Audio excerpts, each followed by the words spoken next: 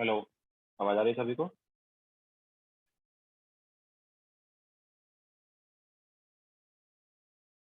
तो आज हम डाउट डिस्कस करेंगे फाउंडेशन बिल्डर ऑब्जेक्टिव से।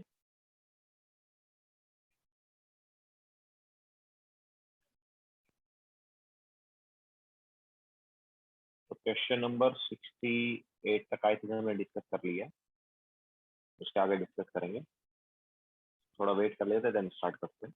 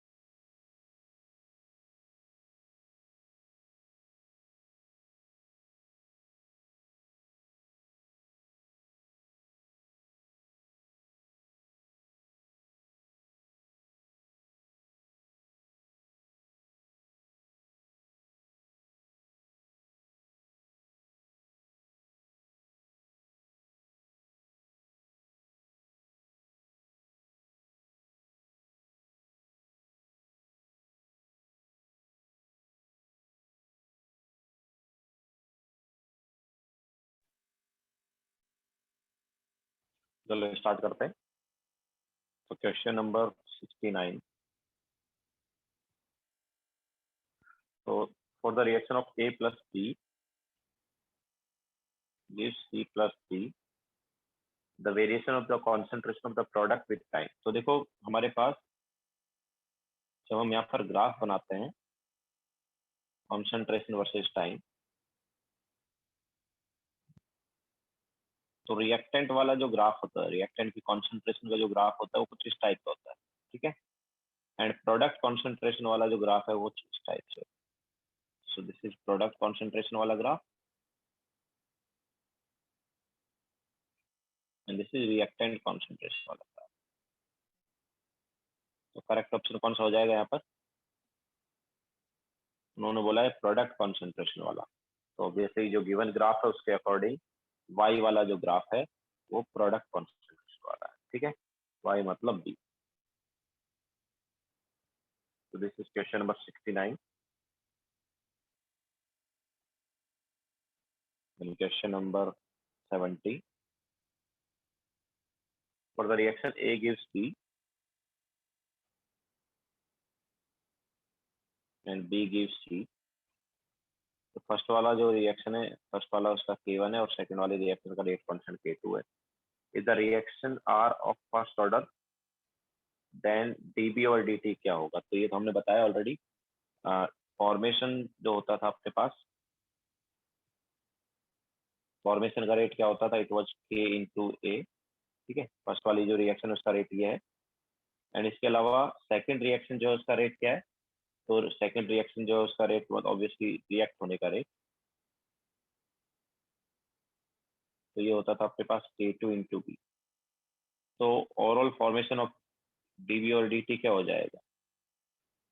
ओवरऑल रेट ऑफ डीबी और dt क्या आ जाएगा? It is K1 into A minus K2 into B. Okay, so ये हमारे पास आएगा। तो which of the following is correct? So K1 into A minus K2 into B, हमने यही रेट लिखा था, इट वॉज सी, है ना। तो सी हो जाएगा यहाँ पर। This is question number 70।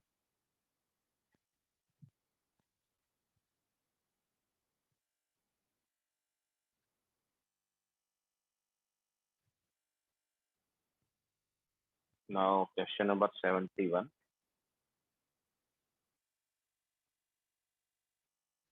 तो हमारे पास x है, वो रिएक्ट होके y एंड z दे रहा है। This is nothing but parallel reaction. First वाले रिएक्शन का रेट कांस्टेंट K1, सेकंड वाले का K2। इसके अलावा x का जो कॉन्सेंट्रेशन है वो इनिशियली हमारे पास A है एंड देन बाद में A माइनस, ठीक है। सो वो बोल रहा है कि dx ओवर dt क्या होगा?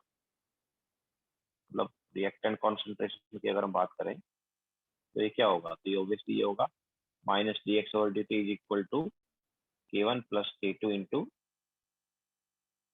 T, यही होगा ना? Sorry, not T, minus K1 या इंटू कॉन्सेंट्रेशन ऑफ x, ये होगा, ठीक है। So minus dx over dt equal to K1 plus K2 into x हो जाएगा। नाउ x मतलब x का कॉन्सेंट्रेशन, तो x का concentration at time t। Okay, तो इसको हम क्या लिख सकते हैं? You can write it as dx over dt equal to minus sign इधर गया तो K1 plus K2 and x का कॉन्सेंट्रेशन टाइम t पर क्या है? a minus x। ओके, तो ये हमारे पास आ जाएगा dx over dt।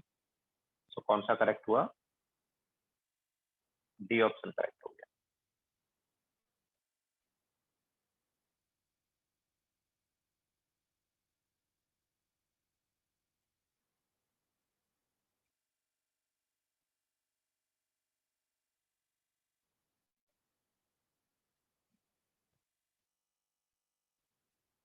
Now question, अच्छा 72 हमने ऑलरेडी क्लास में करा दिया है।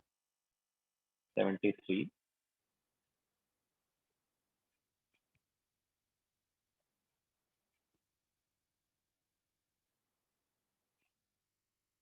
जल्दी देखो।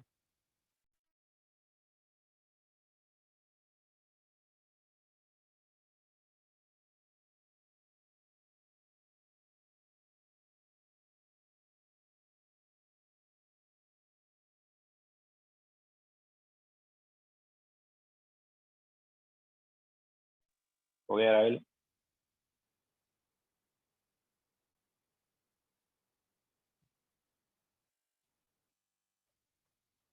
Now question number 73। For the complex Ag positive plus twice NH3 is KgNH3 whole twice positive. यहाँ पर dx ओवर dt मतलब रेट दिया है एंड रेट देखो क्या दिया है हमें। ये ध्यान से अगर हम देखें तो इन्होंने forward reaction rate minus backward reaction rate, 2 into 10 raised to 7 into Ag positive concentration into NH3 concentration का square minus 10 raised to power minus 2 into Ag positive Ag into NH3 whole twice positive concentration। ठीक है, तो इन्होंने actually क्या दिया है, ये जो है ये फॉरवर्ड रिएक्शन रेट हो गया और ये वाला जो है ये बैकवर्ड रिएक्शन रेट हो गया। ठीक है, so forward reaction rate minus backward reaction rate, हम बोल सकते हैं नेट रेट दिया। तो ये reversible reaction obviously, reversible reaction में नेट रेट जो है ये forward reaction rate minus backward reaction rate होता है। तो अब यहाँ पर KF जो है मतलब फॉरवर्ड रिएक्शन का रेट कांस्टेंट क्या हो गया 2 into 10 raised to 7 and backward reaction का रेट कांस्टेंट क्या हो गया 10 raised to power minus 2। ठीक है, तो ये केमिकल इक्विलिब्रियम से रिलेटेड है, थोड़ा सा याद हो तो उन्होंने यहाँ पर बताया था, ये KF होता था, ये KB होता था ना। तो वो क्या बोल रहा है, वो बोल रहा है कि ratio of rate constant of forward to backward क्या होगा। KF by KB क्या होगा यार, it is 2 into 10 raised to 7 divide by 10 raised to power minus 2, तो कितना आया 2 into 10 raised to 9 आ गया। क्लियर है?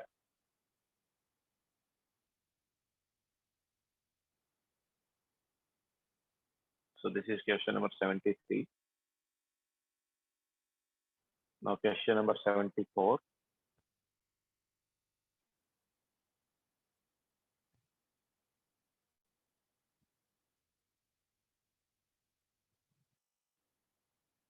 सेवेंटी फोर में हमें वैसा ही कुछ दिया है फिर से, है ना, क्योंकि समथिंग माइनस समथिंग दिया है, तो यहाँ पर भी क्या हो रहा है, रिवर्सिबल रिएक्शन आ रही होगी, dx over dt is equal to sum k into a square into b minus k dash into c। ठीक है, तो ये रिवर्सिबल रिएक्शन हो सकती है, और रिवर्सिबल रिएक्शन में देखो हमने क्या बताया, रिवर्सिबल रिएक्शन जो है सिंगल स्टेप वाली है। ठीक है, वो फर्दर स्टेप में डिवाइड नहीं होती है, मतलब वहां पर जो स्टोइशियोमेट्रिक कोएफिशिएंट होते हैं वही ऑर्डर होते हैं। ठीक है, ये वही पावर में होते हैं, तो ए की पावर 2 रहेगी, है ना, तो ऑब्वियसली ए का स्टोइशियोमेट्रिक कोएफिशिएंट 2, बी का स्टोइशियोमेट्रिक कोएफिशिएंट 1, तो ये 1 हो गया। अच्छा, this is forward reaction rate constant, this is backward reaction rate constant, है ना, तो ये हमारे पास क्या है, ये रिएक्टेंट हो गए और ये जो है क्या हो गया, प्रोडक्ट हो गया। ओके, सो 2a plus b gives c, forward reaction का रेट कांस्टेंट k और बैकवर्ड का k डैश, तो ये आ गया।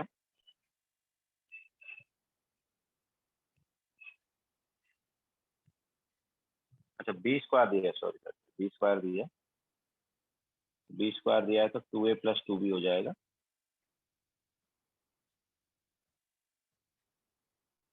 ओके, सो ये हमारे पास रिएक्शन आ गया, तो आपस में क्या होगा रेट में रिलेशन, तो -1/2 dA over dt is equal to -1/2 dB over dt is equal to dC over dt। तो कौन सा करेक्ट है यार,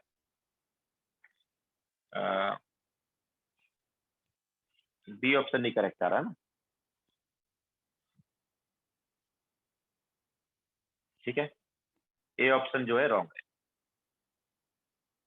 ए स्क्वायर और बी स्क्वायर का तो कोई मीनिंग ही नहीं है ना। ठीक है, तो ए ऑप्शन रॉन्ग है, ये करेक्ट रिलेशन आएगा आपस में रेट।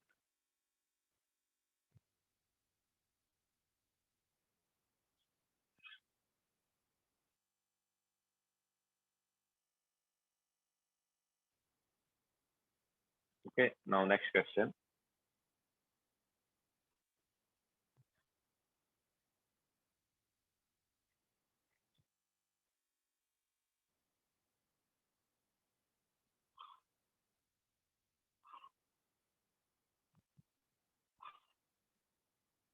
तो 75 में हमें रिएक्शन जो है क्या दिया है, O3 plus O gives twice O। ठीक है, तो what is the value of below, which of the values below is the closest to the rate constant of the overall net reaction given by। तो हमारे पास overall reaction है, अब ये दो step में हो रही है, दोनों स्टेप का के दिया है, तो K1 जो है वो क्या दिया है it is 5.2 into 10⁹ and K2 जो है वो क्या दिया है, इट इज 2.6 इंटू 10⁻10। तो देखो दो स्टेप में रिएक्शन हो रही है, तो जब रिएक्शन एक से ज्यादा स्टेप में हो रही है तो जो स्लोएस्ट स्टेप है वो डिटरमाइनिंग स्टेप होगा, ठीक है। सो स्लोएस्ट स्टेप कौन होगा, इसका एक है, तो ये स्लो स्टेप हो गया, ये फास्ट स्टेप हो गया, ठीक है। तो slowest step is rate determining step.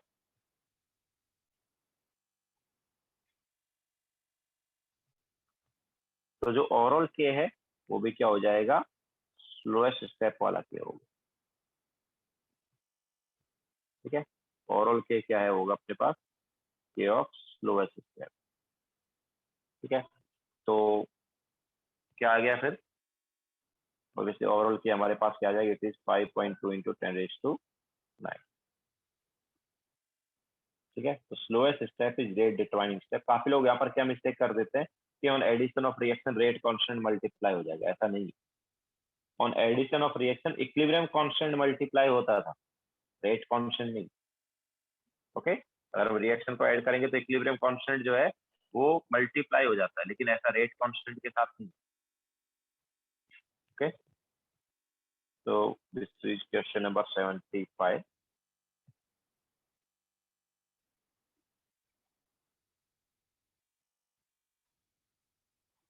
Now question number 76.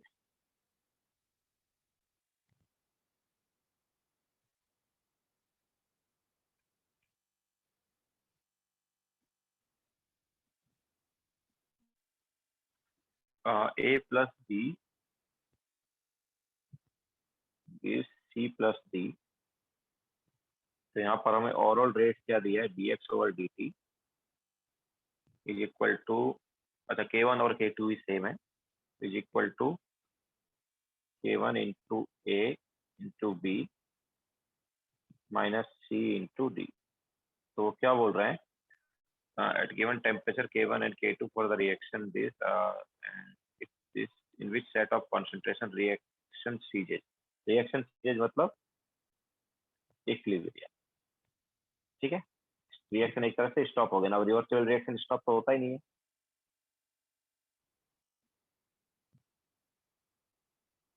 ठीक है, मतलब स्टॉप्स। तो स्टॉप्स मतलब यहाँ पर क्या होगा, रिवर्सिबल रिएक्शन स्टॉप हुई मतलब इक्विलिब्रियम आ गया,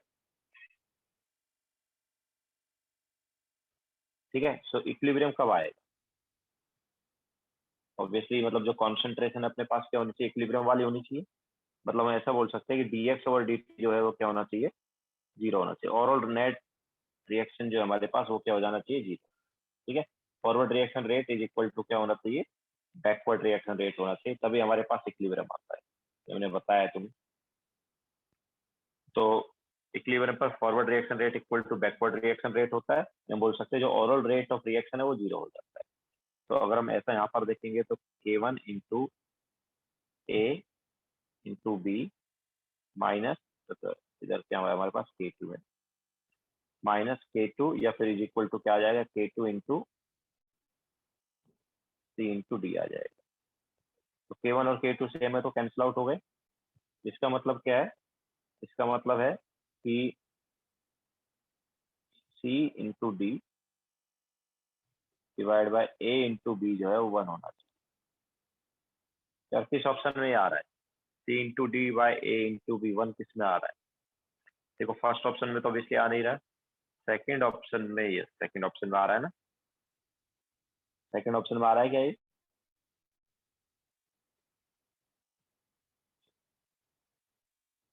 ओके। तो हमारे पास सेकंड ऑप्शन में जो कॉन्सेंट्रेशन है वो कौन से कॉन्सेंट्रेशन है, ऑब्वियसली इक्विलिब्रियम वाली कॉन्सेंट्रेशन,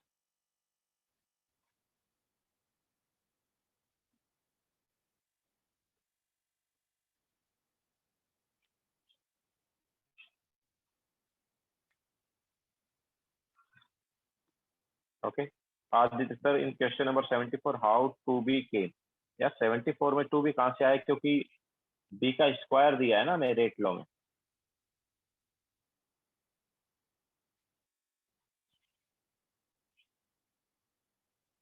रेट लॉ जो है उसमें बी का स्क्वायर दिया है, देखो आदित्य तो है, बी का स्क्वायर दिया और वो एलिमेंट्री रिएक्शन है। एलिमेंट्री रिएक्शन में जो ऑर्डर होता है वही क्या है, स्टोइचोमेट्रिक कोएफिशिएंट है। Devika we are doing foundation builder objective और अभी तक हमने क्वेश्चन नंबर 76 तक कर लिया है। ठीक है, तो ये था क्वेश्चन नंबर 76। तो C into D by A into B 1 होना चाहिए, या हम बोल सकते हैं इक्विलिब्रियम कांस्टेंट 1 होना चाहिए।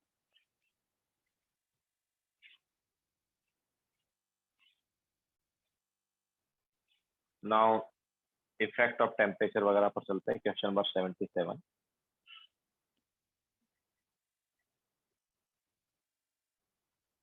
तो for an exothermic chemical process occurring in 2 steps, हमारे पास 2 स्टेप में हो रहा है, ए प्लस बी जो है गिव्स एक्स, तो ये हमारे पास स्लो स्टेप है, एंड देन एक्स जो है वो दे रहा है ए बी जो फास्ट स्टेप।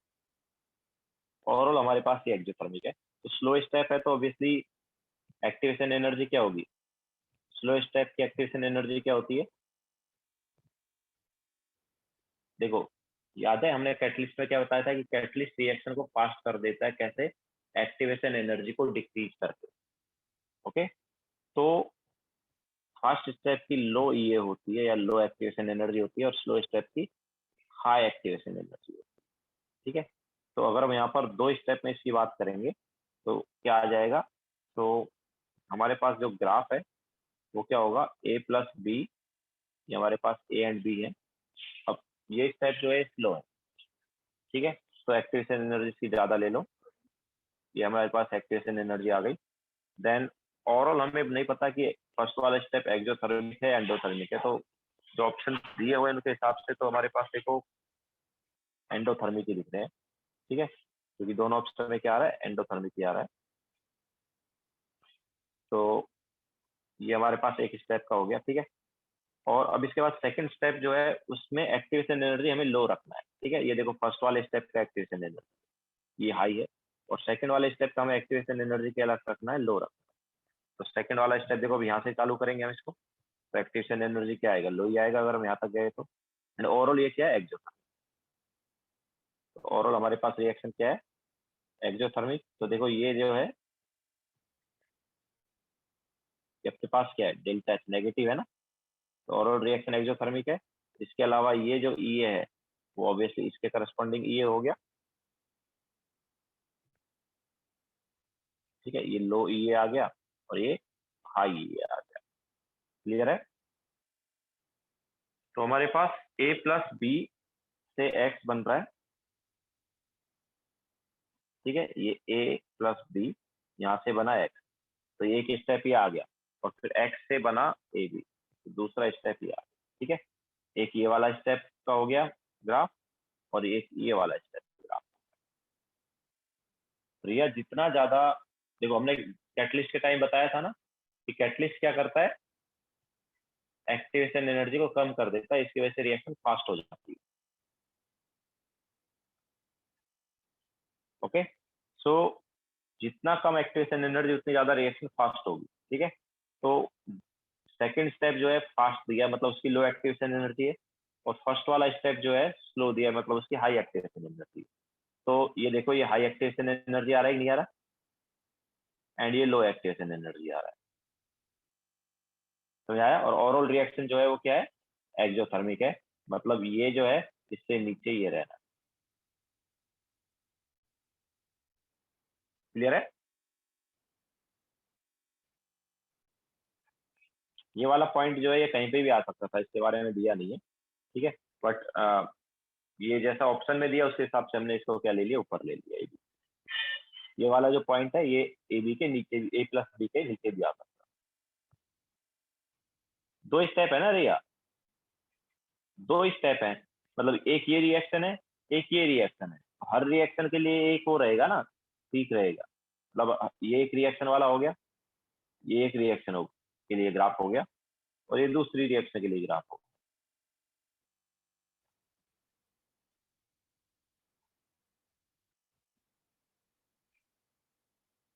समझ आया,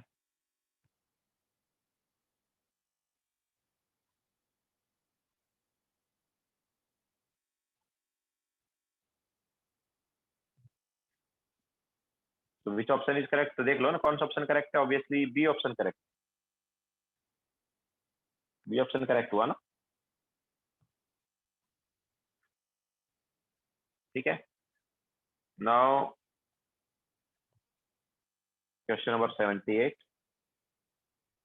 rate constant K and E ये है, तो K is equal to 1.2 into 10⁻³ and ये जो है ये हो गया 2 इंटू 10⁻²। तो when t tends to infinity, तो जब t टेंड्स टू इंफिनिटी होता है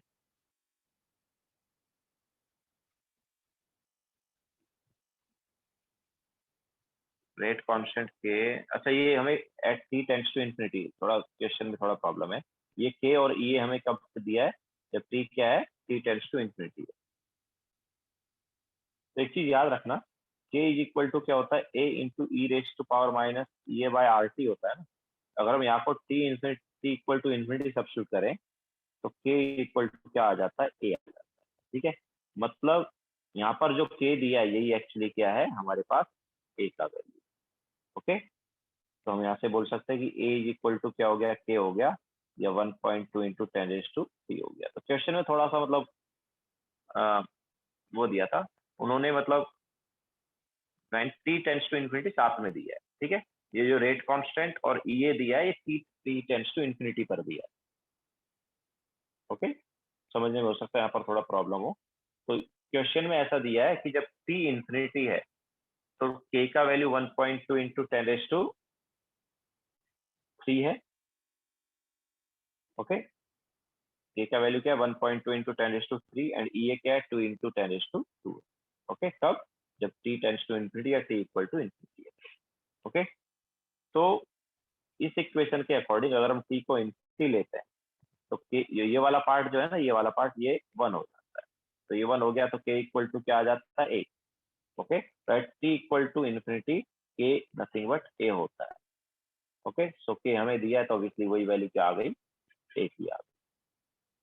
क्लियर है।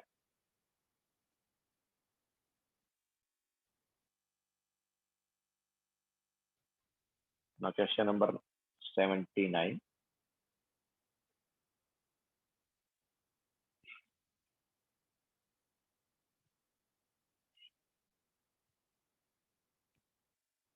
For a first order reaction, the plot of log k against 1 by t is straight line. The slope of the line, तो ये तो हमने बताया ही है यार, log k versus 1 by t क्या कैसा होता था।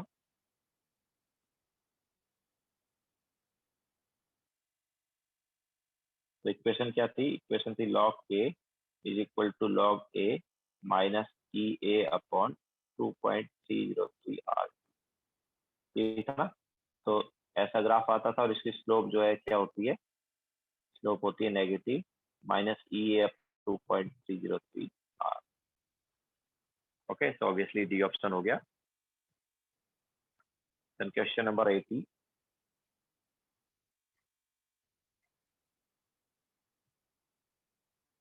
if the reaction rate at given temperature becomes slower, that means, तो हमारे पास रिएक्शन जो है स्लो हो गई। तो जैसा थोड़ी देर पहले ही हमने बताया कि फॉर स्लो रिएक्शन ये क्या होता है, ये is high and for fast reaction ये इज लो। ठीक है, तो करेक्ट ऑप्शन कौन सा हो जाएगा, the energy of activation is high, ना, मींस ए ऑप्शन जो है वो करेक्ट हो जाएगा।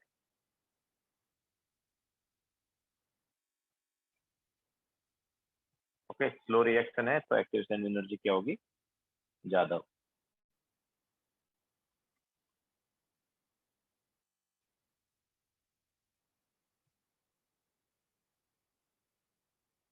ठीक है, एंड ऑब्वियसली क्वेश्चन नंबर 81 जो है वो भी सेम ऐसा ही है।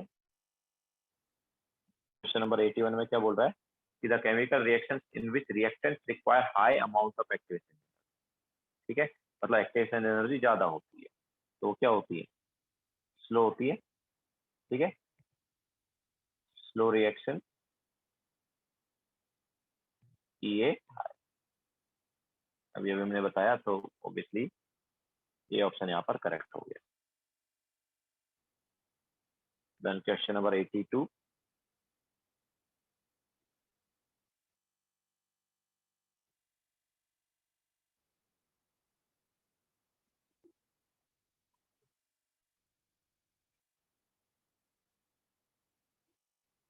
तो 82 में है the rate constant increases with increasing temperature.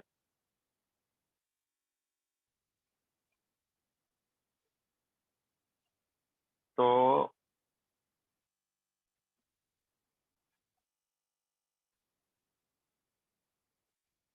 अगर हम टेम्परेचर बढ़ाएंगे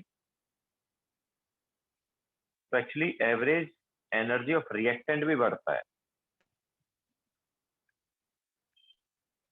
एंड ऑब्वियसली अरेनियस इक्वेशन से तो पता चल ही रहा है, टेम्परेचर अगर हम बढ़ाएंगे तो कोलिजन होगा, कोलिजन होगा तो एवरेज एनर्जी ऑफ रिएक्टेंट बढ़ेगा, दैट्स व्हाई रेट बढ़ेगा। तो प्रोडक्ट की जगह अगर रिएक्टेंट आता तो करेक्ट आंसर होगा।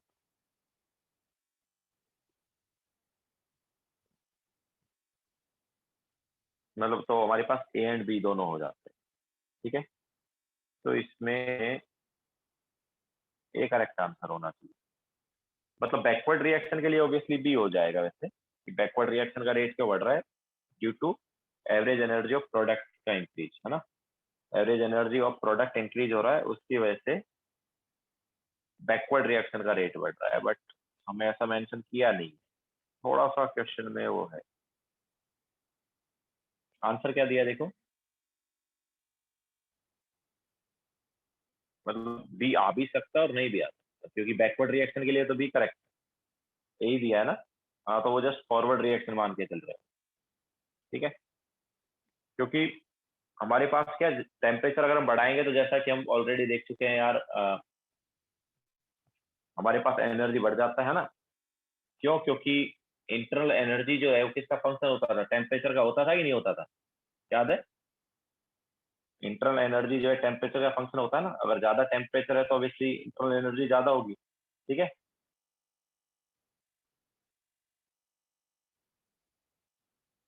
तो अगर टेम्परेचर ज्यादा होगा तो ऑब्वियसली रिएक्टेंट का एनर्जी पहले से ज्यादा हो जाएगा। तो जो हमारे पास एनर्जी रिक्वायर्ड है, या फिर ये एनर्जी कौन सी रिक्वायर्ड, एक्टिवेशन वाली वाली एनर्जी, तो उसकी वैल्यू कंपेरेटिवली क्या हो गई, एक तरह से स्लो हो गई। दूसरी तरह से अगर इसको देखें तो मतलब कम एक्टिवेशन एनर्जी रिक्वायर्ड होगी, क्योंकि ऐसा है, जैसे इसको ऐसे सोचो कि हमारे पास पहले ग्राफ ऐसा था। ठीक है, तो पहले ग्राफ यहाँ से स्टार्ट हो रहा था, पहले हमारे पास रिएक्टेंट का एनर्जी इतना था। अभी क्या हुआ, हमने अगर टेम्परेचर बढ़ा दिया तो रिएक्टेंट का एनर्जी बढ़ गया, तो अभी ग्राफ यहाँ से स्टार्ट हो जाएगा। ठीक है, तो अभी अपना उनको जस्ट इतना रिक्वायर्ड होगा, तो इसको ऐसा ही हम सोच सकते हैं। ओके, तो पहले हमारे पास ज्यादा रिक्वायर्ड था, अभी कम रिक्वायर्ड होगा। तो दैट्स वाई बी आ सकता था, लेकिन कब आता, जब प्रोडक्ट की बजाय क्या होता है यहाँ पर रिएक्टेंट होता है।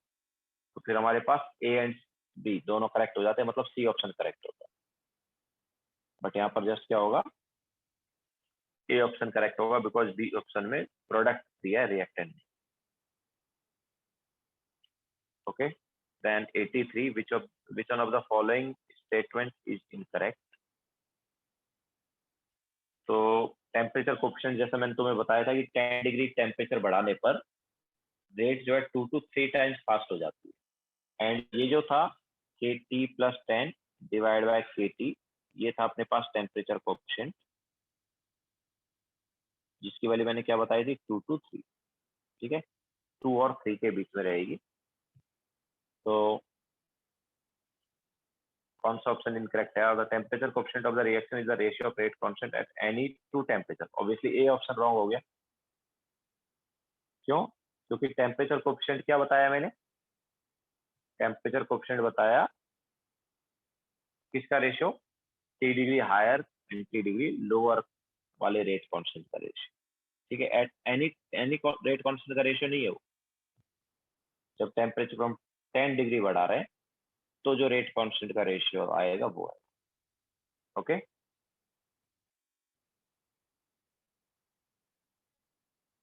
एक मिनट।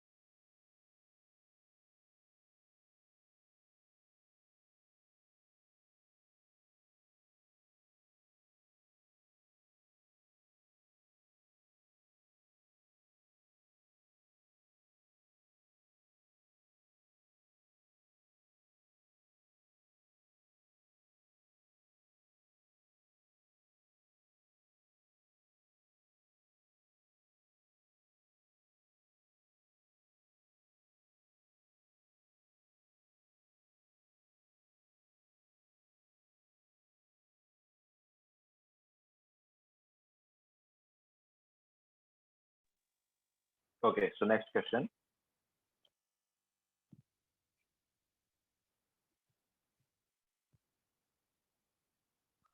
तो हमें log k is equal to 5 minus 2000। 2000 के एक्सो क्या है, इसका यूनिट है, ये वाले पार्ट का यूनिट केल्विन होगा। सो 2000 डिवाइड बाय 3 ये दिया है। So obviously this is nothing but log k is equal to log a minus E A upon 2.303 R, यही होगा। ओके, तो हाँ, सो देखो अब यहाँ पर अगर हम कंपेयर करें तो log k जो है, सॉरी log a जो है ये हो गया 5, तो a की वैल्यू क्या आ गई, ये आ गया obviously 10⁵ that is Arrhenius constant या फ्री एक्सपोनेंशियल फैक्टर। इसके अलावा ई ए अपॉन 2.303 आर जो है ये क्या आ गया, इट इज 2000। ठीक है, तो ई ए का वैल्यू क्या हो गया, ई ए हो गया 2000 इंटू 2.303 इंटू आर। आर की वैल्यू हम ऑब्वियसली 2 ले सकते हैं, तो ये वैल्यू हो गया कैलोरी में। तो किलो कैलोरी में क्या आएगा, तो ये हो गया 4 into 2.303 kilo calorie. that is nothing but 9.212 kilocalorie. Okay, इसके अलावा ऑब्वियसली तो हमें पता है कि log k versus 1/t graph जो है वो क्या होता है, स्ट्रेट लाइन होता है विद नेगेटिव स्लोप। कौन सा करेक्ट है यार? ऑब्वियसली तीनों करेक्ट हो गए, फर्स्ट सेकंड एंड थर्ड तीनों करेक्ट हो गए, मतलब ए ऑप्शन है।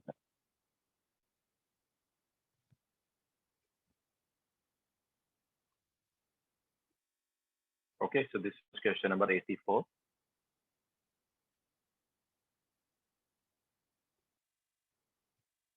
Then question number 85.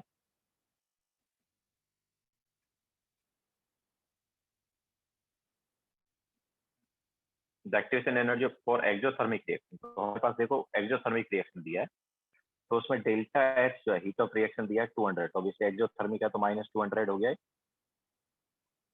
Now this should be equal to forward reaction activation energy minus backward reaction activation. तो हमें बैकवर्ड रिएक्शन का निकालना है, ठीक है। So -200 is equal to 80 minus backward reaction का एक्टिवेशन एनर्जी। तो बैकवर्ड रिएक्शन का एक्टिवेशन एनर्जी क्या आ गया, 80 plus 200 that is 280। Okay, now question number 86. The activation energy for the forward reaction x gives y is this and delta h is this, same हो गया। तो delta h is -20 is equal to forward reaction का activation energy that is 60 minus backward reaction का activation। तो backward reaction का activation energy यहाँ से क्या आ गया, 60 plus 20 that is 80।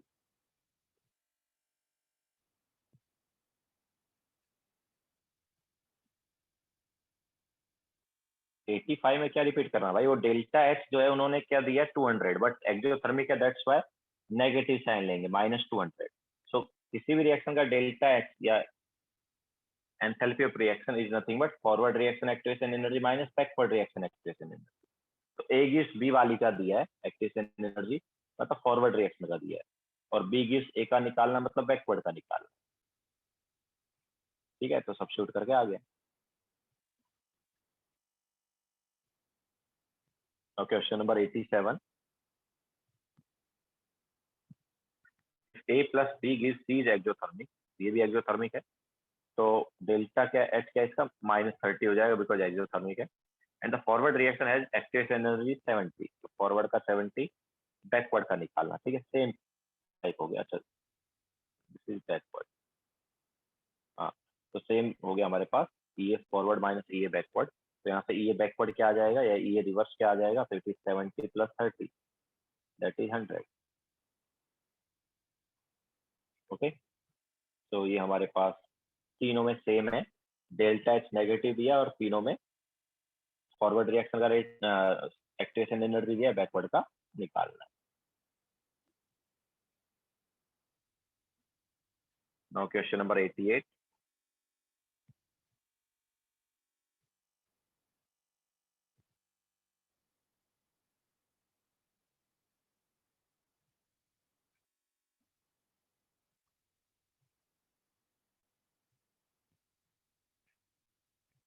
तो 88 में हमें ए गिव्स बी वाले रिएक्शन का डेल्टा एच दिया है, नेगेटिव है, ये भी सेम हो गया, delta H is negative, forward reaction का एक्टिवेशन एनर्जी दिया 50, बैकवर्ड रिएक्शन का एक्टिवेशन एनर्जी निकालना है। तो बैकवर्ड रिएक्शन का क्या हो गया, it is 50 plus 10 that is 60। ठीक है, तो ये भी सेम वैसा ही है।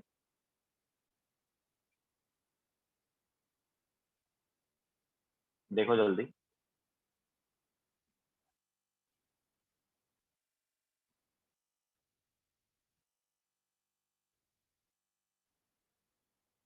ठीक है, सो ये भी हमारे पास सेम वैसे ही आ गया।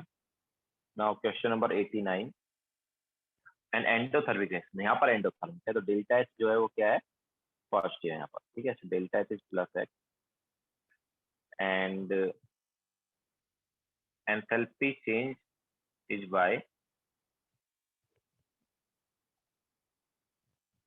एंडोथर्मिक रिएक्शन, सॉरी उल्टा लिख दिया, एक्टिवेशन एनर्जी जो है वो हमारे पास x है और एंथैल्पी चेंज जो है y, ठीक है। तो activation energy of forward reaction जो हमें दिया है प्लस x, ठीक है, या x, और एंडोथर्मिक रिएक्शन है, दैट्स व्हाई हम क्या लेंगे, डेल्टा एच पॉजिटिव लेंगे, ठीक है। तो अभी हमें निकालना बैकवर्ड रिएक्शन का activation energy. So delta H is equal to E A forward minus E A backward. तो यहाँ से ई ए बैकवर्ड क्या आया, it is X minus Y,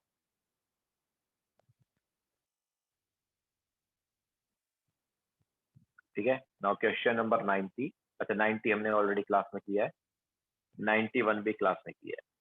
91 भी किया ना क्लास में, किया है क्या 91? नहीं किया ना,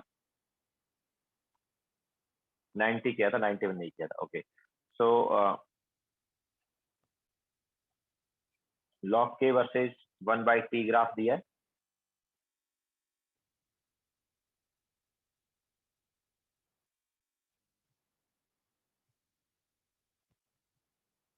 एंड इसमें हमें ओ एक्स का वैल्यू 5 दिया है, ठीक है। ये एक्स है, ये ओ है, तो ये जो वैल्यू है ये क्या है, 5 हमारे पास। एंड स्लोप जो है वो क्या दिया है, इट इज -1/2.30, ठीक है। तो देखो ये जो इंटरसेप्ट होता है ये क्या होता है, लॉग ए होता है ना। तो लॉग ए का वैल्यू हमें क्या दिया है, 5। तो ए क्या हो गया, ए हो गया 10⁵ इसके अलावा हमें अच्छा एक्टिवेशन एनर्जी निकालना है। तो ये जो स्लोप है ये किसके इक्वल होगा, तो -1/2.303 इज इक्वल टू स्लोप क्या होता है इसका, -EA/2.303 आर, ये होता है, ठीक है। तो यहाँ से ई ए क्या आ गया, ई ए इज इक्वल टू आर आ गया ना यार।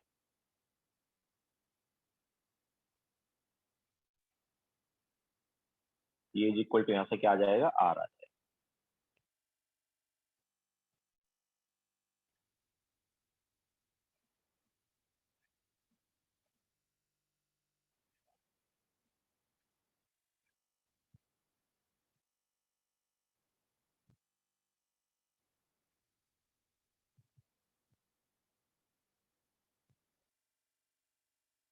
हाँ उसका कोई मतलब नहीं है ना, log log K is equal to 5 थोड़ी दिया है, log K is not given as 5, intercept is 5। Log K तो वाई एक्सिस पर है ना यार, हम जो ग्राफ बना रहे हैं लॉग के वर्सेज 1/t ग्राफ बना रहे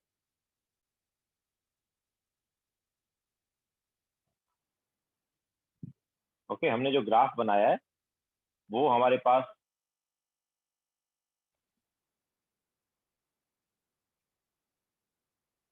लॉग के वर्सेज 1/t है।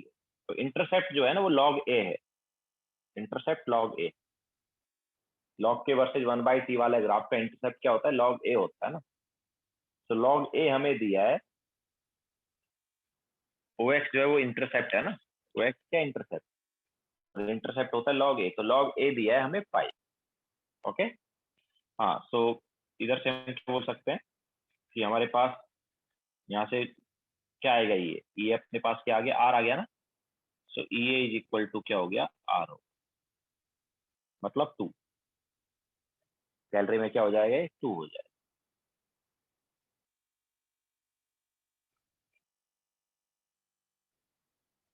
Okay so this was question number 91।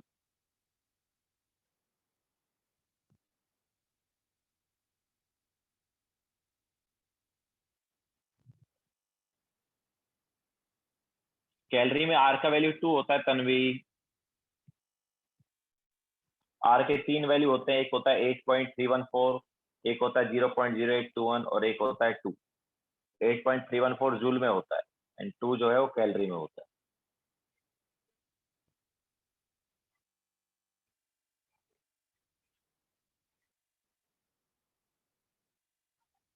Now next question.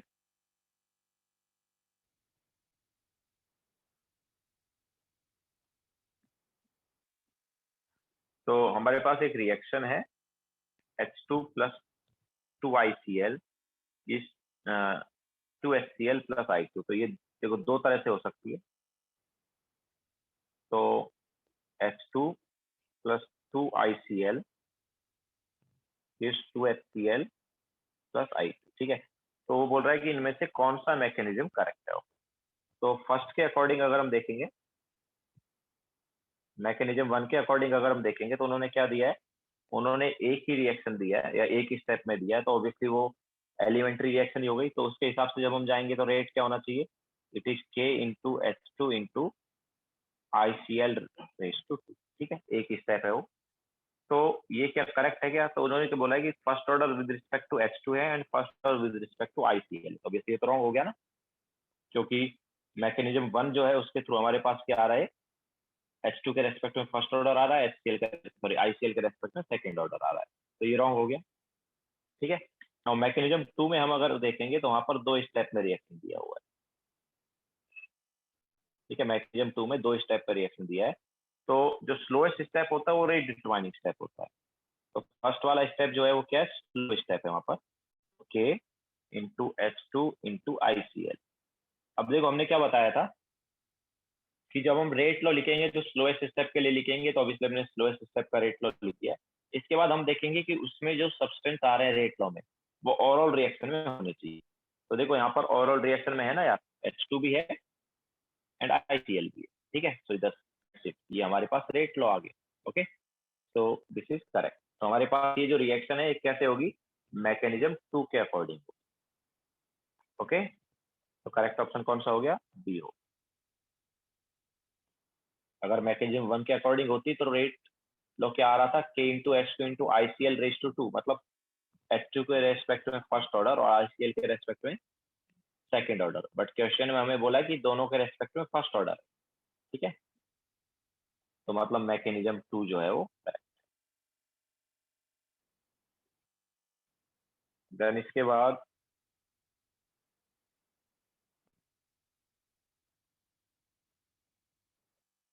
Tanvi single step में दिया, मैकेनिज्म वन जो है उसमें रिएक्शन सिंगल स्टेप में दिया, और सिंगल स्टेप वाली रिएक्शन में क्या होता है, जो स्टोइशियोमेट्रिक कोएफिशिएंट होता है वही क्या होता है, ऑर्डर होता है,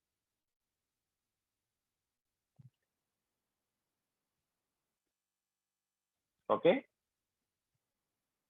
सिंगल स्टेप रिएक्शन या एलिमेंट्री रिएक्शन में जो स्टोइशियोमेट्रिक कोएफिशिएंट है वही क्या है, ऑर्डर है।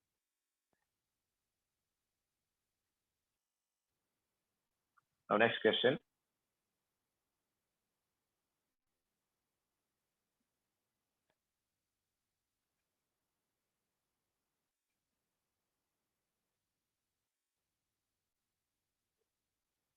So question number 93. Consider the hypothetical. हाँ है ना यार, आरडीएस का रिलेशन सेकंड वाले स्टेप में आरडी, ये सेकंड वाले मैकेनिज्म आरडीएस ही आया ना देवी का। हमने पहले ही बताया तुम्हें मैकेनिज्म ऑफ रिएक्शन के टाइम पर कि जो स्लोएस्ट स्टेप होता है वो रेट डिटरमाइनिंग स्टेप होता है, और उसी का हम रेट लॉ लिखते हैं। आरडीएस मतलब रेट डिटरमाइनिंग स्टेप। तो सेकंड वाले में हमने वही तो यूज किया ना, हमने तुम्हें लास्ट लेक्चर में ये बताया ही था कि जो स्लोएस्ट स्टेप होता है वही रेट डिटरमाइनिंग स्टेप होता है, और उसी का रेट लॉ लिखा जाता है। तो यहाँ पर मैकेनिज्म सेकंड में फर्स्ट वाला जो स्टेप है वो स्लो स्टेप है, तो उसी का हमने रेट लॉ लिखा है, सेकंड स्टेप का नहीं लिखा।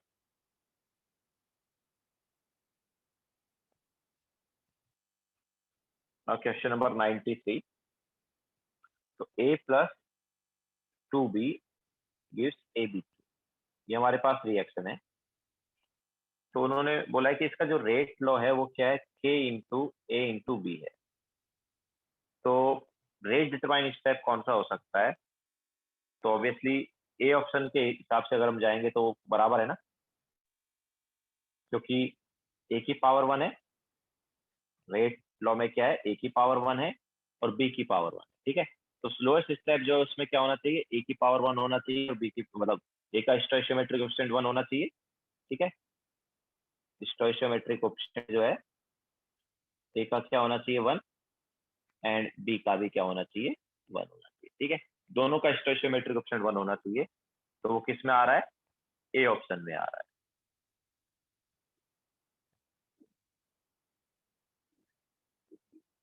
ठीक है, इसके अलावा एक्चुअली सी और डी भी हो सकता है, लेकिन फिर रिएक्शन क्या हो जाएगी अगर हमने सी और डी लिया तो, सी और डी में से अगर वो रेट डिटरमाइनिंग स्टेप हुआ तो ओवरऑल रिएक्शन क्या आएगी?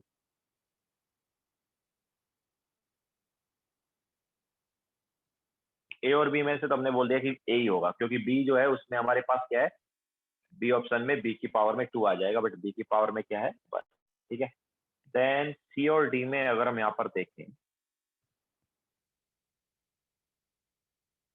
वैसे भी सिंगल स्टेप मतलब मोर देन वन वाला आंसर नहीं है, सिंगल वाला है तो ए ऑप्शन ही करेक्ट होगा।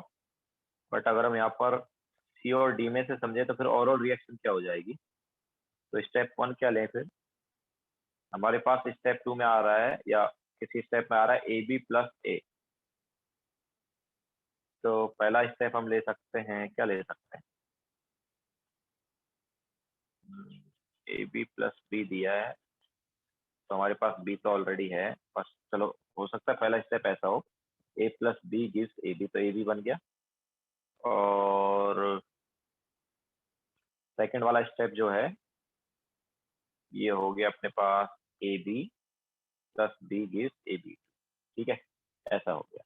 तो अगर ये स्लो स्टेप हमने लिया और ये फास्ट लिया, अच्छा, अब ऑब्वियसली ये पहला वाला स्टेप क्या होना चाहिए, रिवर्सिबल होना चाहिए, क्योंकि हमारे पास स्लो स्टेप में ए बी एंड बी आ रहा है। ठीक है, तो रेट जो है क्या होगा, K into A B into B. Okay, and अब ए बी जो है ओवरऑल रिएक्शन में है नहीं, तो उसे क्या करना है, एलिमिनेट करना है। तो एलिमिनेट करने के लिए क्या लिखेंगे? रिया मैंने मतलब जस्ट थोड़ा आइडिया लगाया वो स्टेप निकालने के लिए। मतलब सी ऑप्शन में क्या है, अपने पास एक स्टेप ये दिया हुआ है। ठीक है, तो इस स्टेप में ए बी टू अपने पास मतलब प्रोडक्ट बन रहा है। इसके अलावा रिएक्टेंट क्या है, ए बी और बी है। तो बी तो ओवरऑल और हमारे पास ऑलरेडी रिएक्शन में है ही। तो ए बी कहाँ से आया होगा, तो ए बी ऑब्वियसली किसी एक स्टेप से आ चुका है। तो ए बी पहले हम क्या करेंगे, ए बी बनाएंगे। तो ए बी कैसे बना होगा, ए एंड बी को रिएक्ट करा के ए बी बना होगा। ठीक है, तो A plus B gives A B, एक ये आगे स्टेप। और फिर जो ए बी बना है उसने बी से रिएक्शन कर लिया, तो देखो अभी ऐड करने पर हमारे पास यही रिएक्शन आई ना, ऊपर वाली। ठीक है, यस रिया, बट एक्चुअली इस टाइप का नहीं आएगा तुम्हें, मतलब वहां पर तुम्हें स्टेप्स दिए रहेंगे। ठीक है, जनरली तुम्हें इस टाइप का खुद से स्टेप बनाने वाला नहीं आएगा, स्टेप्स दिए हो। तो ये तो जस्ट मैंने बना के देखा है। तो अगर हमारे पास ये वाला स्टेप स्लो स्टेप है, तो रेट लो अपने पास ये आ गया ना। अगर ये रेट लो है तो इसमें ए बी आ रहा है, और ए बी अपने पास ओवरऑल रिएक्शन में नहीं है, तो ए बी को क्या करना है, एलिमिनेट करना है। तो ए बी को एलिमिनेट करने के लिए क्या करें, तो A B upon A into B is equal to equilibrium constant. तो यहाँ से ए बी का कॉन्सेंट्रेशन क्या आ गया, it is K equilibrium into A into B. ठीक है, तो इसको अगर हम यहाँ पर सब्स्टिट्यूट करें तो रेट क्या आ गया, रेट अपने पास क्या आ गया, इट इज के इंटू के इक्विलिब्रियम इंटू ए इंटू बी स्क्वायर। तो ऑब्वियसली ये तो रॉन्ग हो गया ना, क्योंकि इस मैकेनिज्म के अकॉर्डिंग हमारे पास क्या आ रहा है, इस मैकेनिज्म के अकॉर्डिंग दोनों के रेस्पेक्ट में ऑर्डर 1 नहीं आ रहा है, लेकिन क्वेश्चन में हमें क्या दिया है, 1 दिया है। ठीक है, तो ऑब्वियसली ये तो करेक्ट है ही, ये तो हमने बता दिया कि ये करेक्ट है। ये हमारे पास रॉन्ग निकल के आया, क्यों, क्योंकि हमारे पास रेट लॉ में क्या आ रहा है, ए के पावर में 1 आ रहा है और बी की पावर में 2 आ रहा है। तो ये मैकेनिज्म क्या हुआ, रॉन्ग हुआ। और चलो चलो डी का भी हम एक बार ट्राई करके देख लेते हैं कि डी वाला जो है वो करेक्ट है या रॉन्ग। ठीक है, वैसे तो फर्स्ट हमारे स्टार्टिंग में ही पता चल गया कि ए ऑप्शन करेक्ट है, क्योंकि उसमें ए की पावर में 1 आएगा और बी की पावर में 1 आएगा, अगर हम उसको रेट डिटरमाइनिंग स्टेप या स्लो स्टेप मानेंगे तो। ठीक है, लेकिन ऑब्वियसली बी जो है वो रॉन्ग क्यों हुआ था, बी ऑप्शन, क्योंकि वहां पर अगर वो बी वाला जो ऑप्शन है वो रेट डिटरमाइनिंग स्टेप हुआ तो ए की पावर में 1 एंड बी की पावर में 2 आ जाएगा। ठीक है, तो इसलिए बी रॉन्ग हो गया। इसके अलावा सी एंड डी में हमारे पास क्या है, जो रिएक्टेंट्स हैं उनको अगर हम ध्यान से देखें तो उसमें ओरल रिएक्शन वाले रिएक्टेंट्स नहीं आ रहे, देखो है ना, ए बी आ रहा है ना। तो वहां पर हमें थोड़ा क्या है, ध्यान से करना पड़ेगा। तो पहले हमने ये वाला करके देखा, सी वाला ऑप्शन का। नाउ डी वाला ऑप्शन एक बार करके देखते हैं कि डी वाला जो है वो क्या होगा। तो देखो डी वाले में एक रिएक्शन हमें क्या दिया है, ए बी प्लस ए दिया, मतलब ए बी बनना चाहिए। इसके अलावा देखो इस रिएक्शन में ए रिएक्ट कर रहा है ना, और ओवरऑल रिएक्शन में क्या एक ही ए है ना, ओवरऑल रिएक्शन में देखो एक ही ए है, ठीक है, जो कि जो हमें गिवन रिएक्शन है डी ऑप्शन में उसमें रिएक्ट कर रहा है, मतलब फर्स्ट वाला जो स्टेप है ना, फर्स्ट वाला स्टेप जो है उसमें ए आया ही नहीं। ओके, सो मे बी अगर ए नहीं आया है तो ए बी कैसे बना होगा यार, तो ये तो पॉसिबल है ही नहीं, डी वाला तो पॉसिबल ही नहीं है ना,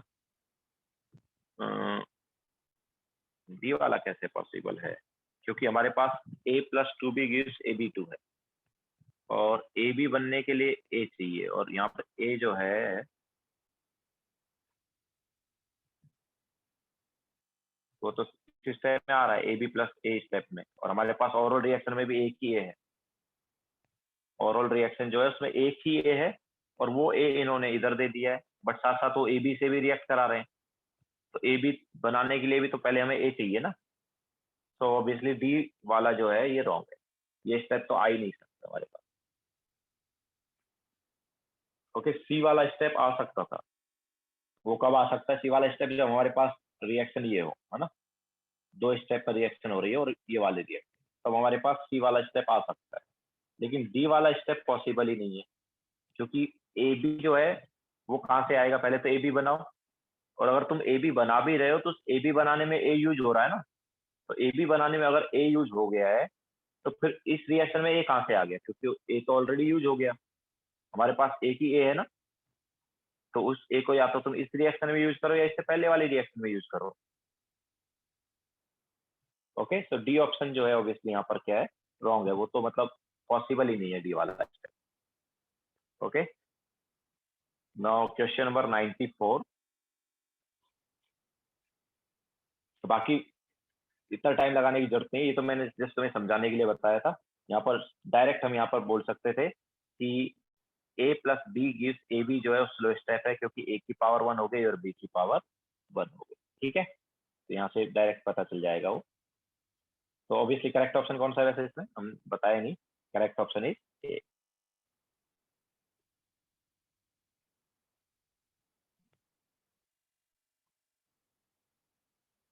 okay, now next question.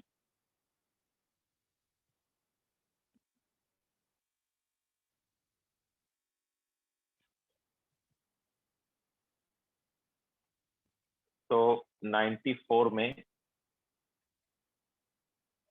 a two-step mechanism has been suggested for the reaction of nitric oxide and bromine। तो देखो हमारे पास दो स्टेप हैं, तो NO गैस प्लस Br2 इस NOBr2,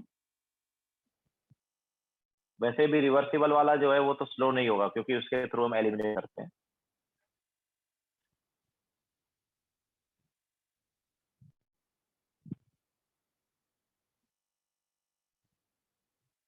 ठीक है, तो ओवरऑल हमारे पास रिएक्शन क्या आएगी, दोनों को ऐड कर देंगे तो ओवरऑल रिएक्शन आएगी, मतलब twice NO plus Br2 gives twice NOBr।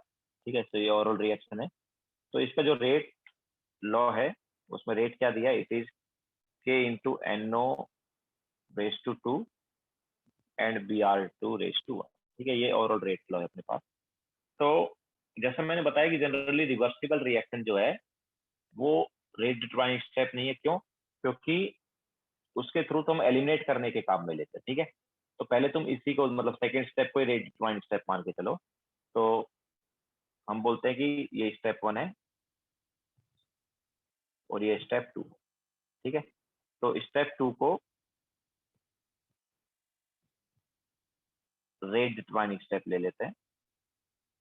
ठीक है, तो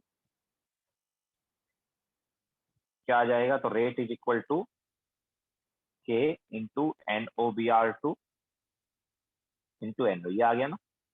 तो यहाँ पर देखो ओवरऑल रिएक्शन हमारे पास क्या है, NOBr2 एंड NOBr है, मतलब NOBr2 ओवरऑल रिएक्शन में नहीं है, तो क्या करें, उसको एलिमिनेट करने के लिए फर्स्ट वाले इक्वेशन जो है यूज करें। ठीक है।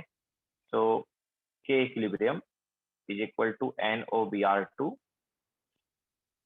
Divide by NO into Br।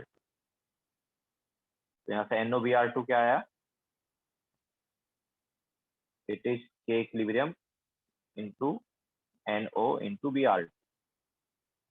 अगर इसको तुम इधर सब्स्टिट्यूट करते हो तो हमारे पास रेट क्या आ जाएगा, रेट इज इक्वल टू आ जाएगा के इंटू के इक्विलिब्रियम इंटू NO का स्क्वायर इंटू Br।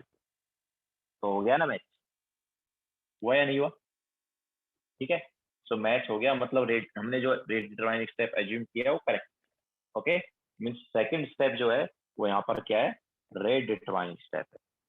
ओके, तो कौन सा ऑप्शन करेक्ट हुआ, ऑब्वियसली बी ऑप्शन जो है वो करेक्ट है।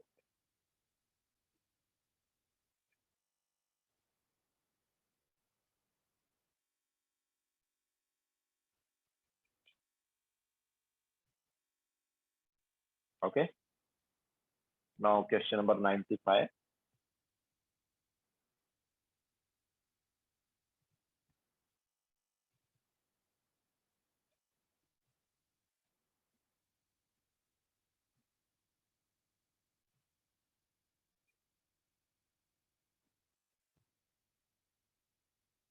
तो 95 में हमें दिया A plus B C gives AC plus B and AC। Okay Riya जल्दी देखो।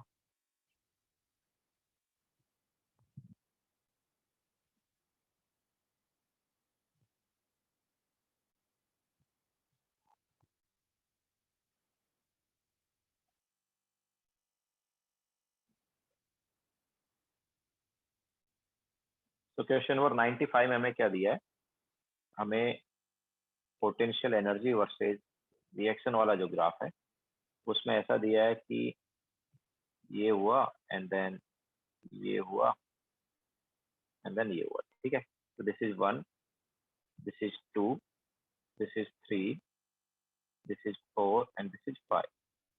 तो ये वाला जो है इसका EA क्या है, इसका EA हाई है और ये वाले का EA क्या है, लो है। ठीक है, तो ये वाला हाई हो गया एंड ये वाला लो। ठीक है, तो हमें पता है कि जितना ज्यादा EA होता है उतना ज्यादा स्लो स्टेप होता है, मतलब ये वाला स्लो स्टेप है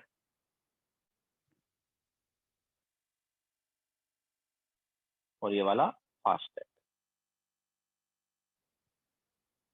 ठीक है, तो ऑब्वियसली फर्स्ट स्टेप जो है स्लो है, तो यहाँ से हमें पता चल रहा है कि A plus B C gives AC plus B जो है ये क्या है, स्लो है। एंड दूसरा स्टेप जो है उसका एक्टिवेशन एनर्जी क्या है, लो है ना, तो वो ऑब्वियसली फास्ट होगा, मतलब AC plus D gives A plus CV जो है क्या है, फास्ट है। ठीक है, तो हमसे 95 और 96 इसी से रिलेटेड है। तो 95 एंड 96 में, 95 में हमें क्या पूछा है कि ट्रांजिशन स्टेट क्या है, तो जो पीक पोजीशन पर आता है वो ट्रांजिशन स्टेट होता है। ठीक है, पीक पर जो होते हैं वो क्या होते हैं, ट्रांजिशन स्टेट होते हैं।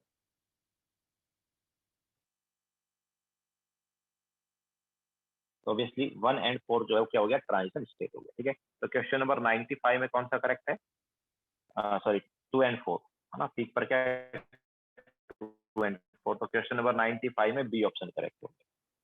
इसके अलावा 96 में अगर हम देखेंगे तो कौन सा ऑप्शन करेक्ट है यार, तो 96 में क्या बोल रहे हैं, स्लो स्टेप या रेट डिटरमाइनिंग स्टेप कौन सा है, तो ऑब्वियसली फर्स्ट स्टेप जो है स्लो है या रेट डिटरमाइनिंग स्टेप। ठीक है, तो A plus B C gives AC plus B, that is slow step या रेट डिटरमाइनिंग स्टेप। ठीक है, तो A ऑप्शन करेक्ट आ जाएगा question number 96।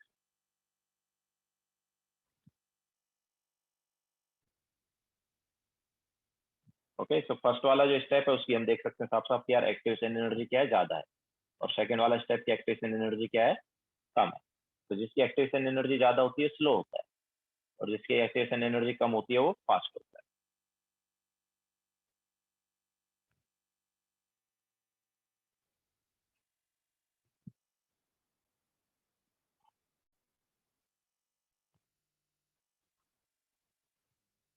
Now next question.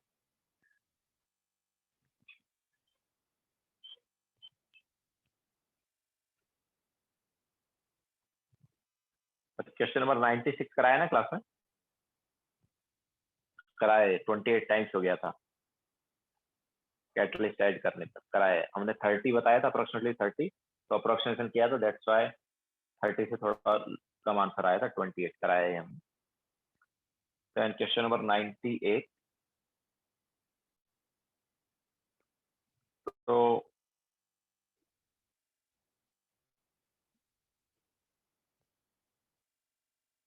98 में हमें दिया for reaction 2A plus B gives D plus E, the following reaction mechanism has been proposed। तो दो स्टेप में है ये। फर्स्ट वाला जो स्टेप है वो स्लो स्टेप है, ठीक है, this is slow. And second वाला जो स्टेप है ये फास्ट है। तो जैसा हमने बताया कि यार स्लो स्टेप जो है वही रेट डिटरमाइनिंग स्टेप है, और उसी का हम रेट लो लिखेंगे, तो K into A into B, ठीक है। स्लो स्टेप के अकॉर्डिंग आ गया। अच्छा, यहाँ पर A एंड B आ रहा है, और A और B हमारे पास ओरल रिएक्शन में है भी, तो कोई प्रॉब्लम ही नहीं, हमें एलिमिनेट करना ही नहीं पड़ेगा, ठीक है। तो हमारे पास करेक्ट ऑप्शन कौन सा हो गया? बी ऑप्शन जो है वो करेक्ट हो, ठीक है। देन 99 ऑब्वियसली हमने क्लास में कराया है। Question number 100। अच्छा, 100 वैसा ही है जैसे हमने एक क्वेश्चन पहले लिया है ऑलरेडी। तो यहाँ पर K1 K2 K3 दिया है, and K3 is greater than K2, K2 is greater than K1। तो ऑब्वियसली इसका K सबसे कम है, तो ये क्या है? स्लोएस्ट स्टेप वाला है, ठीक है। तो जिस रिएक्शन का K सबसे कम होगा वो रिएक्शन क्या होगी? स्लोएस्ट होगी, ओके, या वो स्लोएस्ट स्टेप होगा। तो K1 जो है वो सबसे कम है, मतलब K1 वाले का स्लोएस्ट स्टेप हो गया। हम बोल सकते हैं कि A गिव्स B जो है इस रिएक्शन का K1 है, तो ये क्या आ गया? स्लोएस्ट स्टेप आ गया, या रेट डिटरमाइनिंग स्टेप आ गया।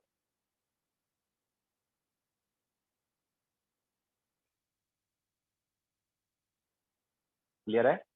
तो A गिव्स B जो है यहाँ पर क्या हो गया? स्लोएस्ट स्टेप या rate determining. Obviously correct option क्या हो जाएगा यहाँ पर? A हो जाएगा।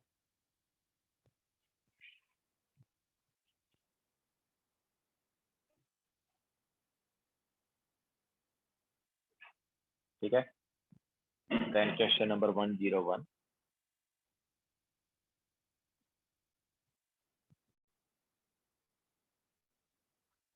हमारे पास रिएक्शन है X2 plus Y2 gives twice XY, and ये हमें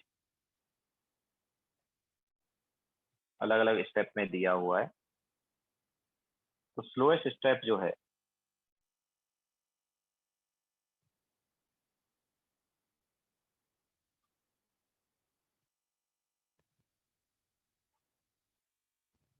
यस तन्वी, हम एलिमिनेट करते हैं। हम क्या देखते हैं? हम ये देखते हैं कि हमारे पास जो हमने स्लोएस्ट स्टेप का रेट लॉ लिखा है, उस स्लोएस्ट स्टेप के रेट लॉ में कोई ऐसा सब्सटेंस तो नहीं आ रहा है जो ओरल रिएक्शन में नहीं। तो अगर कोई ऐसा सब्सटेंस आ रहा है जो ओरल रिएक्शन में नहीं है, तो उसको एलिमिनेट करने के लिए हम रिवर्सिबल रिएक्शन यूज करते हैं, और उस रिवर्सिबल रिएक्शन का इक्विलिब्रियम कांस्टेंट लिखते हैं।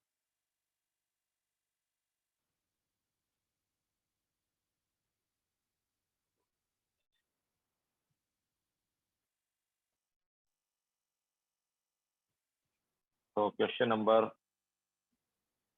101। तो ये हमारे पास ओरल रिएक्शन है, ये 3 स्टेप में हो रहा है। X2 gives X plus X, ये स्लो स्टेप है। देन सेकंड स्टेप जो है ये X plus Y2 gives XY plus S, ये फास्ट स्टेप है। एंड स्टेप 3 जो है वो भी फास्ट है, this is X plus Y gives XY, ये भी हमें क्या दिया? फास्ट दिया, ठीक है।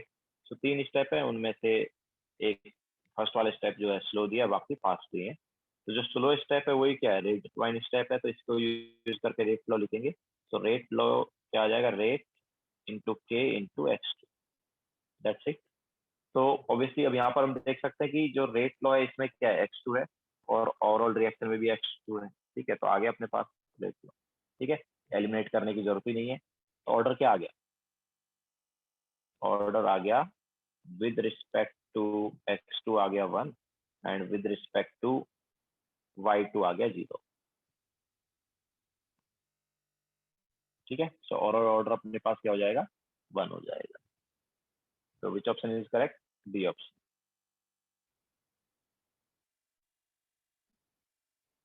ओके, सो ये हमने फाउंडेशन बिल्डर ऑब्जेक्टिव जो है डिस्कस कर लिया है। ओके, तो इसके अलावा और कोई डाउट हो तो बोलो, किसी का और कोई डाउट है कहीं पर तो बताओ।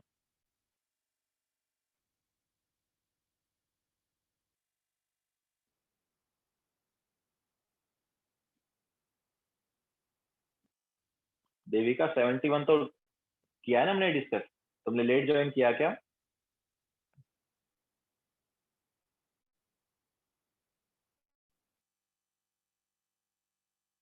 हाँ, तो रिकॉर्डिंग देख लेना, रिकॉर्डिंग अपलोड कर देंगे ना।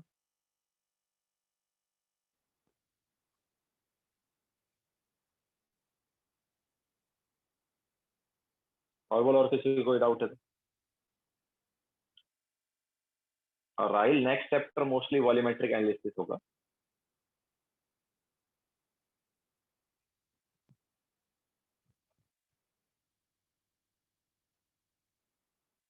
और बोलो, किसी को कोई डाउट है तो?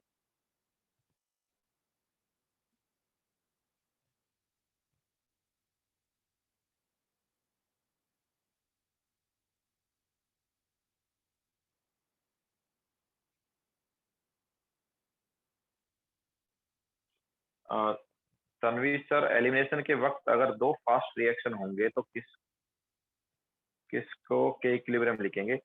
रिवर्सिबल वाले का ही लिखेंगे तनवीर, जो रिवर्सिबल रिएक्शन हमें दी होगी ना उसी का लिखेंगे। तो उसमें भी ये देखो कि किससे एलिमिनेट हो सकता है, अपने पास जो रेट लॉ में जो सब्सटेंस है वो कौन सी रिएक्शन से एलिमिनेट हो सकता है ये।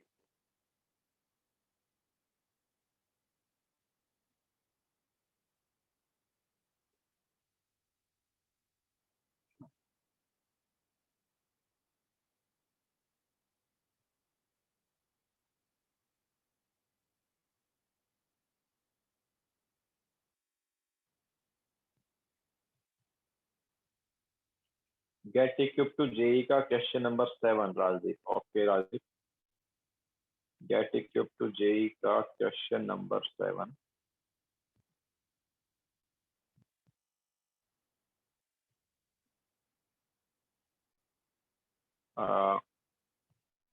तो उसमें क्या दिया है, फर्स्ट ऑर्डर रिएक्शन दिया है, एक मिनट देख लेते हैं।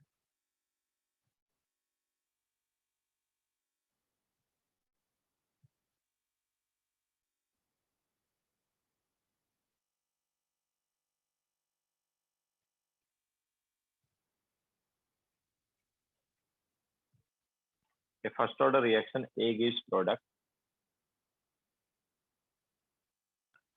and a second order reaction 2R gives product. Both have half life of 20 minutes.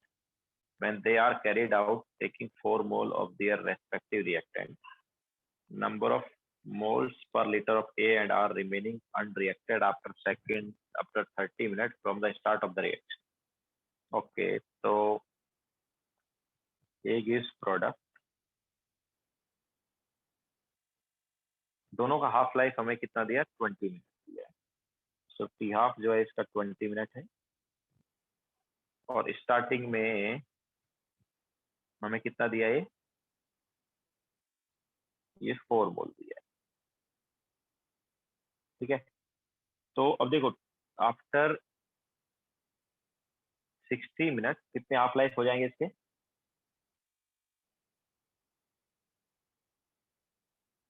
After 60 minute कितने हाफ लाइफ होंगे, नंबर ऑफ हाफ लाइफ कितने आएंगे, फर्स्ट ऑर्डर है ना ये, तो फर्स्ट ऑर्डर में हाफ लाइफ पीरियड क्या होते हैं, इक्वल होते हैं। तो कितने हाफ लाइफ हो गए, 3 हाफ लाइफ हो गए। तो 3 हाफ लाइफ हो गए, मतलब फ्रैक्शन रिमेनिंग क्या आया, फ्रैक्शन रिमेनिंग इज 1/2�3, मतलब 1/8। तो 1/8 फ्रैक्शन बचेगा, ये हम बोल सकते हैं।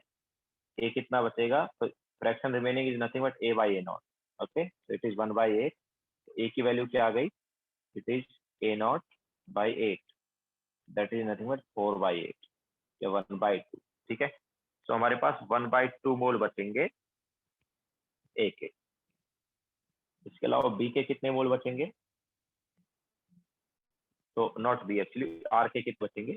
दूसरी रिएक्शन में रिएक्टेंट जो है आर है, तो 2R गिव्स प्रोडक्ट। अच्छा, इसका जो हाफ लाइफ पीरियड है ये भी 20 दिया हमें।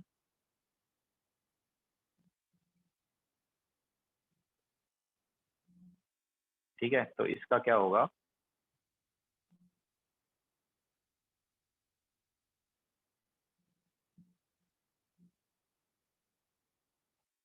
तो 1/, एक्सप्रेशन याद है, 1/a, या यहाँ पर a की बजाय लिख देंगे r, -1/r0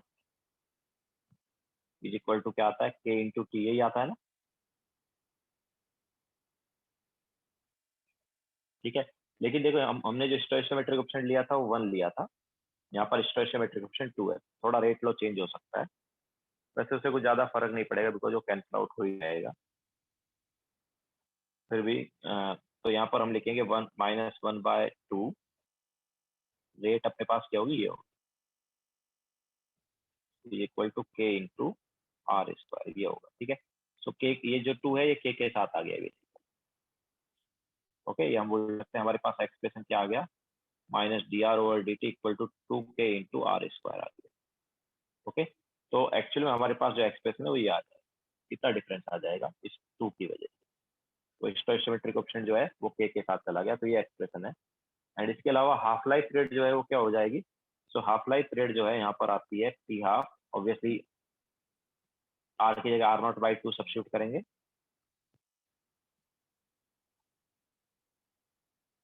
जैसे मैंने बताया वो तो कैंसिल आउट हो ही जाएगा, 2 उसका कोई मीनिंग नहीं होगा। तो यहाँ से टी हाफ जो है क्या हो जाएगा, इट इज 1/r0, या फिर हम बोल सकते हैं it is 1/2 into r0 into के, ये हो जाएगा। ठीक है, सो क्या करना है, हाफ लाइफ पीरियड हमें दिया हुआ है, यहाँ से के निकाल लेंगे, तो के क्या आएगा, it is 1/2 into r0, and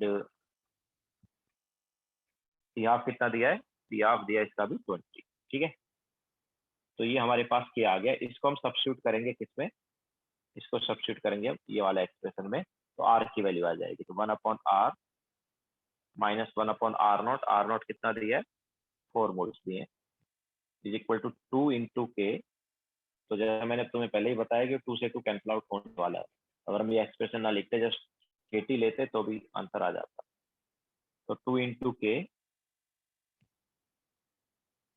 r0 की जगह हमने ले लिया 4 इंटू 20, इसके अलावा टाइम कितना बोला, 60, तो कितना आया ये, देखो 2 से 2 कैंसिल आउट हो रहा है, ये 3 टाइम्स कैंसिल आउट हो गया, तो ये आ गया 3/4, एंड आर की वैल्यू क्या आ जाएगी, यहाँ से 1 आ रही है क्या, आर की वैल्यू आई थिंक 1 आ रही है इधर।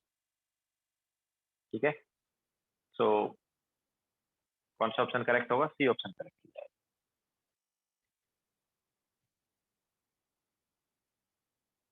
क्लियर है राजदीप,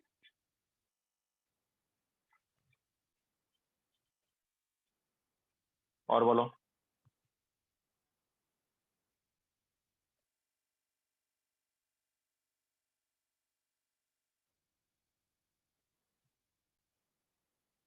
और किसी को कोई डाउट है बोलो।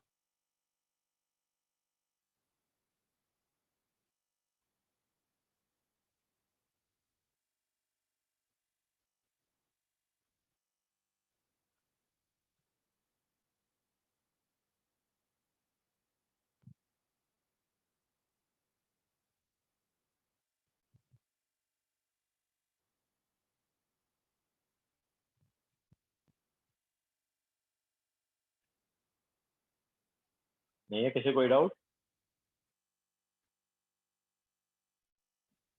सेशन एंड करें फिर।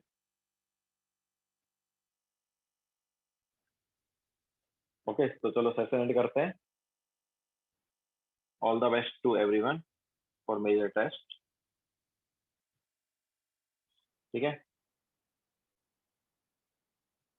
बाय।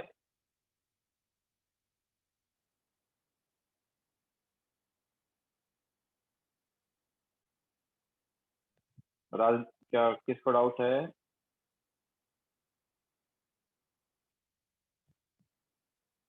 शुभ, क्या डाउट है?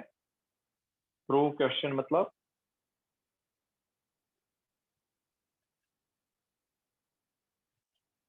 प्रूव क्वेश्चन 39 क्या बोलना चाहते हो शुभ?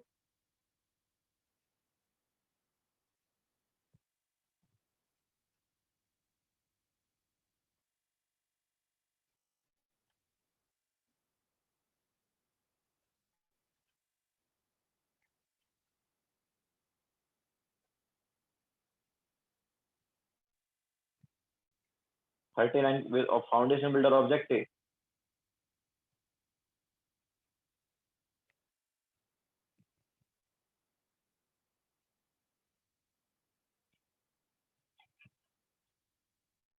उसमें क्या डाउट है यार? थर्ड ऑर्डर रिएक्शन दिया है।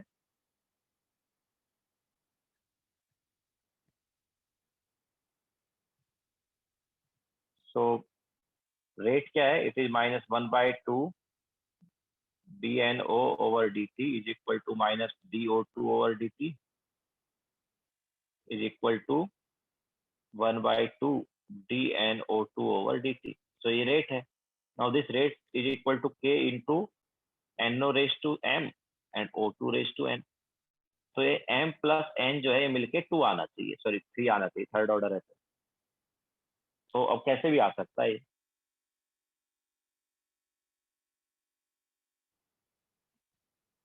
ठीक है, तो हमें यहाँ पर ऑब्वियसली NO की पावर में 2 दिया और O2 की पावर में 1 दिया ऑप्शन के अकॉर्डिंग। तो ये हो गया K into NO raise to 2 and O2 raise to 1।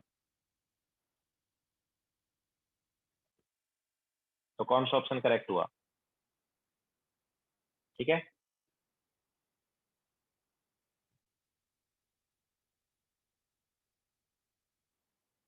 और किसी को कोई डाउट है?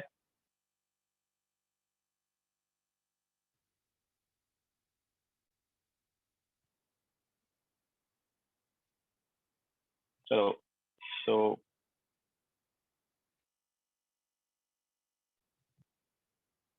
अब वो एमटी के लिए कौन से टॉपिक इंपॉर्टेंट है यार? तो एमटी के लिए सारे टॉपिक इंपॉर्टेंट है, ऐसा कोई टॉपिक थोड़ी जिसको तुम छोड़ दो।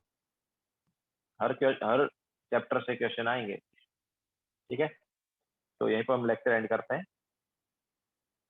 All the best again.